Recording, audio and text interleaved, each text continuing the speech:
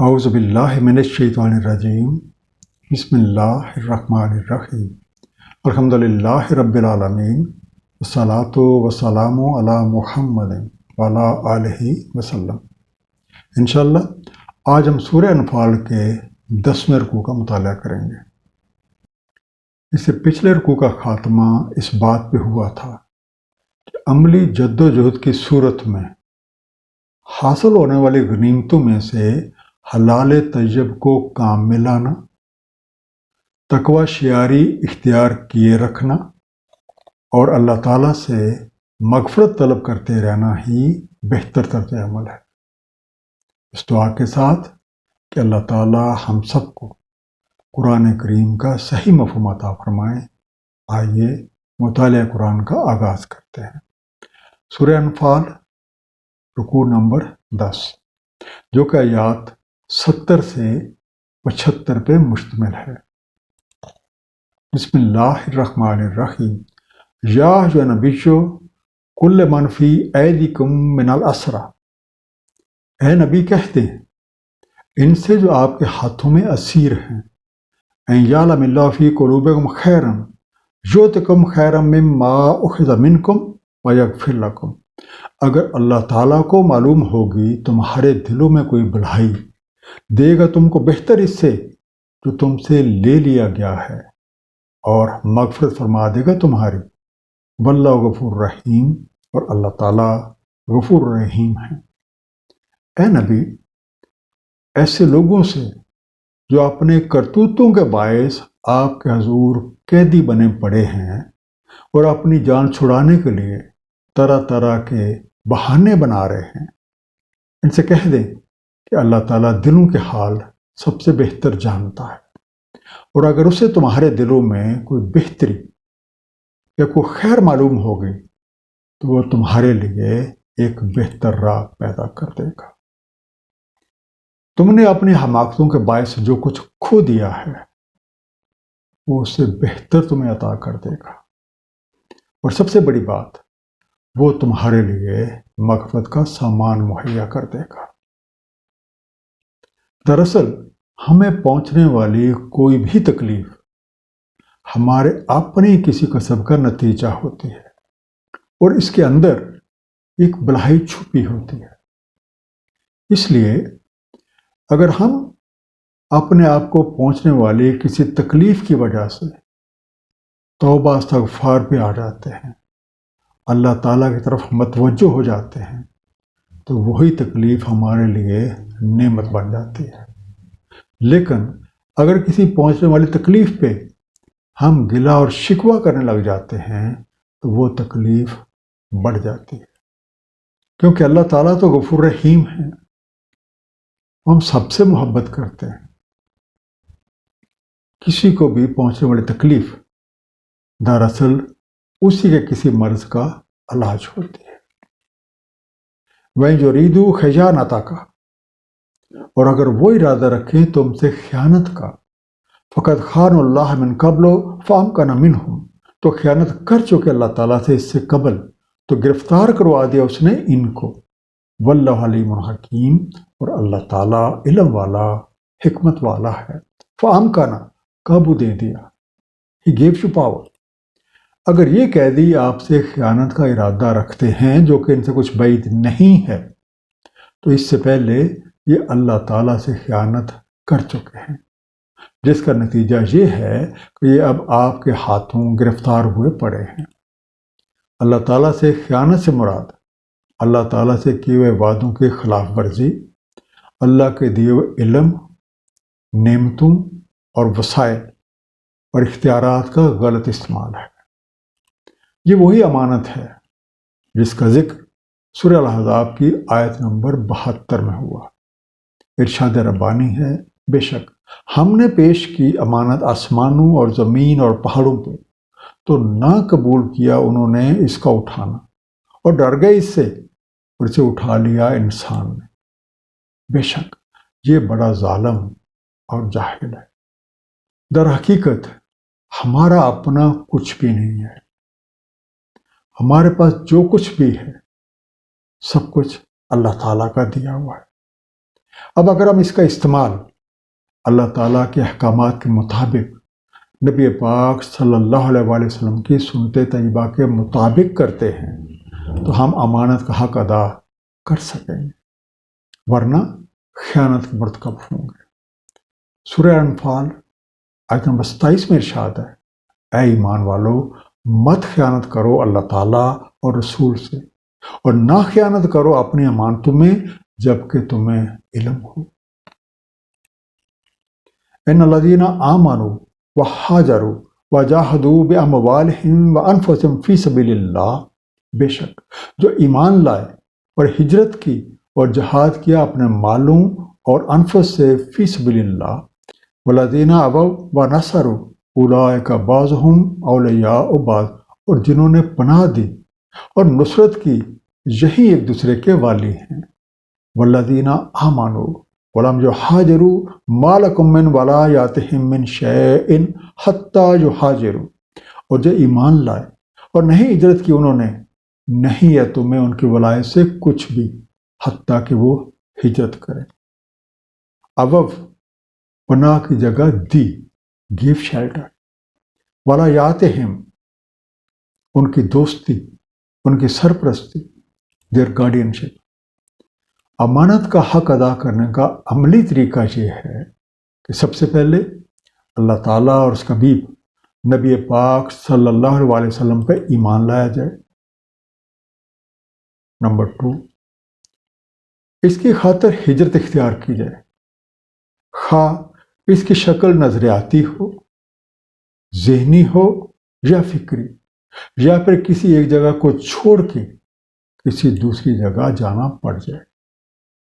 تیسرا، اگر اس جد و جہد میں جان و مال کی قربانی بھی دینی پڑے تو دے ڈالے، خواہ اس کی کوئی بھی شکل ہو، ہاسپٹل بنا دینا، کوئی لائبریری قائم کر دینا، مالی امداد دینا، یا کسی لنگر کا بندوبست کر دینا، یعنی ہر ممکن طریقہ سے اللہ تعالیٰ کی راہ میں جدوجہد کرنا ہے۔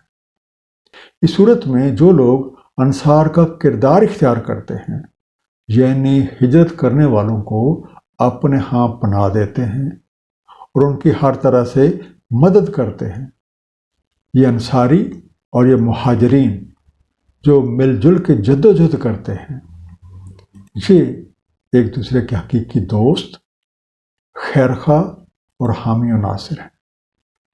جبکہ وہ لوگ جو ایمان تو لے آئے لیکن اس کے تقاضے نبھانے کے لیے جس ہجرت کی ضرورت تھی انہوں نے ابھی تک وہ اختیار نہیں کی، تو اہل ایمان کا ان کی حمایت اور نصرت سے کوئی تعلق نہیں ہے حتیٰ کہ وہ بھی یہ ہجرت اختیار کر لیں۔ وَنَسْتَنْصُرُوكُمْ فِي الدِّينِ فَعَلَيْكُمُ النَّصْرُ، اور اگر وہ تم سے نصرت مانگیں دین میں تو تم پر ہے ان کی نصرت کرنا۔ إِلَّا عَلَىٰ قَوْمٍ بَيْنَكُمْ وَبَيْنَهُمْ مِيثَاقٌ، سوائے اس قوم کے کہ تم میں اور ان میں میثاق ہے۔ وَاللَّهُ بِمَا تَعْمَلُونَ بَصِيرٌ، اور اللہ تعالیٰ جو عمل تم کرتے ہو دیکھتا ہے۔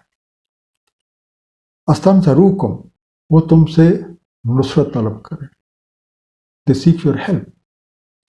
جو لوگ ایمان لائے ہوئے ہیں لیکن اس کے عملی تقاضے نبھانے کی خاطر انہوں نے وہ ہجرت اختیار نہیں کی، اگر وہ دین کے معاملہ میں اہل ایمان مہاجر اور انصارہ سے کوئی نصرت کے طالب ہوں تو ان کی مدد کرنا لازم ہے، لیکن یہ نصرت اس قوم یا قبیلے کے خلاف نہیں ہو سکتی جن کے ساتھ مہاجرین اور انصار کا کوئی پہلے سے ہی عدم جاہریت کا کوئی معاہدہ ہو چکا ہے۔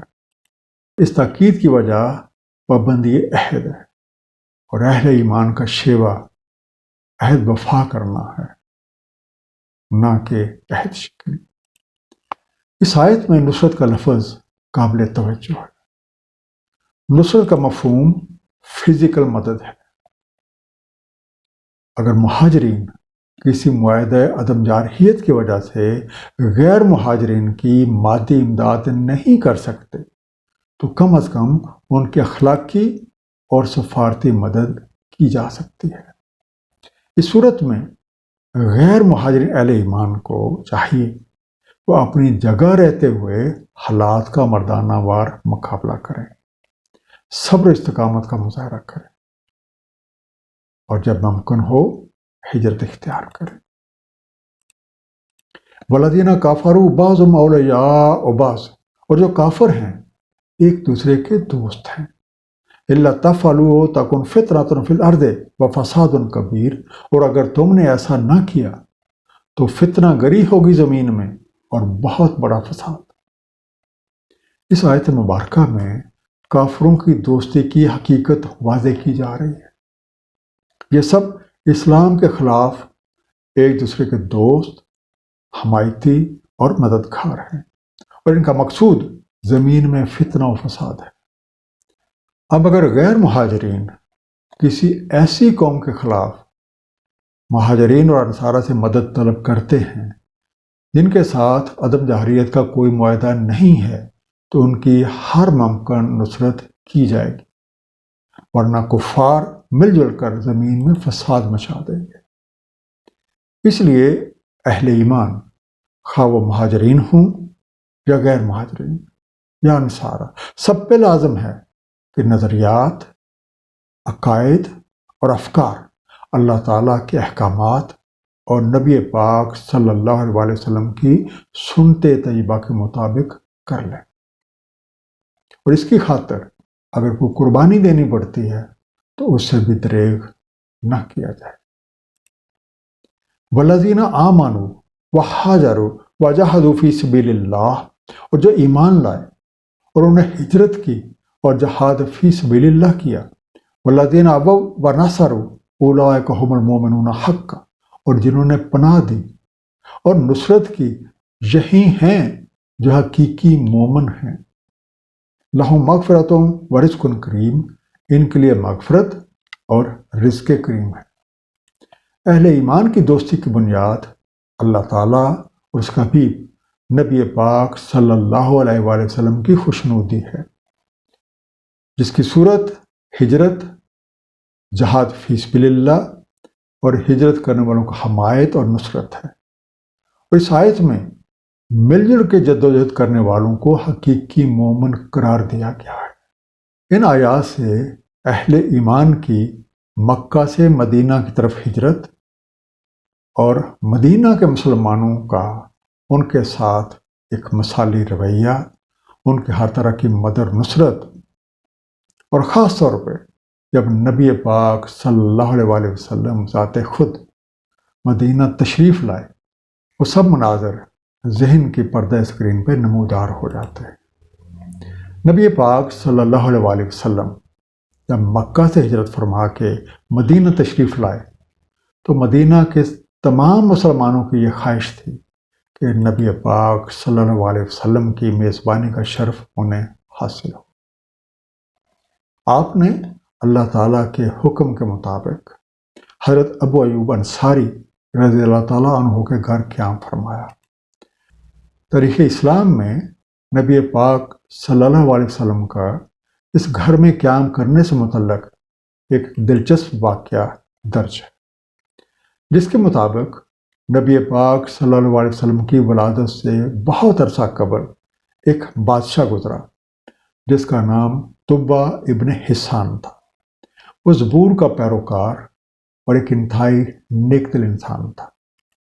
ایک دفعہ جب وہ مکہ آیا تو واپسی پہ اس کا گزر ایسے علاقے سے ہوا جہاں پہ اب مدینہ آباد ہے، تو اس کے ساتھ تقریباً 400 علماء جو سفر کر رہے تھے، انہوں نے یہ خواہش ظاہر کی کہ انہیں اس جگہ آباد ہونے کی اجازت دی جائے۔ بادشاہ کی دریافت کرنے پر انہوں نے بتایا کہ ان کے علم کے مطابق اس جگہ ایک نبی جن کا نام احمد صلی اللہ علیہ وآلہ وسلم ہے، یہ ان کی جلوہ گاہ بنے گی۔ وہ یہاں اس لیے رہنا چاہتے ہیں کہ شاید انہیں اس عظیم نبی صلی اللہ علیہ وسلم کے دیدار کا موقع مل جائے اور وہ ان پہ ایمان لے آئے۔ بادشاہ نے نہ صرف انہیں اجازت دے دی بلکہ ان کے لیے وہاں مکانات تعمیر کیے اور ہر طرح کے انتظامات کر دیے۔ پھر اس نے ایک مکان خصوصی طور پہ تعمیر کیا اور ایک خط تحریر کیا جس میں یہ اقرار کیا کہ وہ آپ صلی اللہ علیہ وسلم پہ ایمان لا چکا ہے، اور اگر آپ کا ظہور اس کی زندگی میں ہوا تو وہ آپ کا دست بازو بن کر رہے گا۔ اس کے بعد بادشاہ نے یہ دونوں چیزیں یعنی مکان اور خط ان 400 علماء میں سے جو سب سے زیادہ نیک آدمی تھا اس کے حوالے کی، اور اسے حکم دیا کہ وہ اس مکان میں قیام پذیر رہے اور اس خط کی حفاظت کرے، اور اگر اس کی زندگی میں نبی پاک صلی اللہ علیہ وسلم کا ظہور ہوتا ہے تو یہ دونوں چیزیں ان کی خدمت میں پیش کر دے، ورنہ اپنی اولاد کو یہ وصیت کر جائے کہ وہ اس بات پہ عمل کریں گے۔ اس وصیت پہ نسل در نسل عمل ہوتا رہا، اور اس مرد صالح کی اولاد میں سے حضرت ابو ایوب انصاری رضی اللہ تعالیٰ عنہ اس مکان کے محافظ اور نگہبان تھے، اور خط بھی انہی کے پاس تھا۔ چنانچہ جب انہوں نے یہ خط نبی پاک صلی اللہ علیہ وسلم کی خدمت میں پیش کیا تو آپ نے اسے پڑھوا کر سنا، بہت مسرور ہوئے اور 3 بار ارشاد فرمایا، میرے نیک بھائی طبا کو خوش آمدید۔ والذین آمنوا من بعد وہاجروا وجاہدوا معکم فاولئک منکم، اور جو ایمان لائے اس کے بعد اور انہوں نے ہجرت کی اور جد و جہد کی تمہارے ساتھ ہو کر تو یہ تمہیں میں سے ہیں۔ وَأُولُو الْأَرْحَامِ بَعْضُهُمْ أَوْلَىٰ بِبَعْضٍ فِي کتاب اللہ، اور رحمی رشتے ایک دوسرے کے زیادہ نزدیک ہیں کتاب اللہ میں۔ ان اللہ بِكُلِّ شَيْءٍ علیم، بے شک اللہ تعالیٰ ہر شے کا علم رکھتے ہیں۔ اولو الارحام قریبی رشتہ دار، ہوم ریلیشن، یا آپ کہہ سکتے ہیں بلڈ ریلیشن۔ ہجرت مدینہ کے بعد ایمان لانے والے غیر مہاجرین کے لیے بھی یہی معیار ہے۔ اگر وہ بھی ایمان لانے کے بعد ہجرت اختیار کر لیتے ہیں اور پہلے والے اہل ایمان کے ساتھ مل کے اللہ تعالیٰ کی راہ میں اپنے جان و مال کے ساتھ عملی جدوجہد اختیار کرتے ہیں تو وہ بھی انہی میں شمار ہوں گے، یعنی جن کے ساتھ مل کے عملی جدوجہد کی جائے وہ رشتہ دار ہیں۔ بہرحال خونی رشتوں کی ایک اپنی اہمیت ہے، اور اللہ تعالیٰ کے قانون کے مطابق خونی رشتہ دار ایک دوسرے کے زیادہ حقدار ہیں۔ اس لیے ضروری ہے کہ ان سب کے ساتھ مشفقانہ رویہ اختیار کیا جائے، ان میں علم، ہنر اور اخلاق بانٹا جائے، اور ان کی بہتری اور خیر خواہی کی جائے، خواہ اس کے لیے کتنی کوشش درکار ہو۔ ایک مختصر سا خلاصہ سورہ انفال کے آخری رکوع کا۔ اسیر ہونے کی صورت میں بہتر طرز عمل قید سے رہائی کا سبب بن سکتا ہے، جبکہ بددیانتی اور مکر و فریب کی صورت میں بچ نکلنے کے امکانات بہت کم ہیں۔ بھاگ نکلے تو پھر پکڑے جائیں گے۔ ایمان لانے، ہجرت کرنے، جان و مال سے جہاد فی سبیل اللہ کرنے والے، ان کو پناہ دینے والے، ان کی نصرت کرنے والے ایک دوسرے کے دوست ہیں۔ مہاجرین اور انصار پہ ان لوگوں کی دین کے معاملے میں اللہ کے قوانین کے مطابق نصرت کرنا لازم ہے جو ایمان لائے ہیں لیکن ہجرت نہیں کی۔ جس طرح تمام کافر ایک دوسرے کے دوست ہیں، بالکل اسی طرح سے وہ تمام اہل ایمان جو مل جل کے کفر کا مقابلہ کرتے ہیں وہ ایک دوسرے کے دوست ہیں۔ اللہ تعالیٰ ہم سب کو قرآن کریم کو صحیح طور پہ سمجھنے اور اس پہ نبی پاک صلی اللہ علیہ وآلہ وسلم کی سنت طیبہ کے مطابق عمل کرنے کی توفیق عنایت فرمائے۔ صدق اللہ العلی العظیم، صلی اللہ تعالیٰ علی حبیبہ محمد وآلہ وسلم۔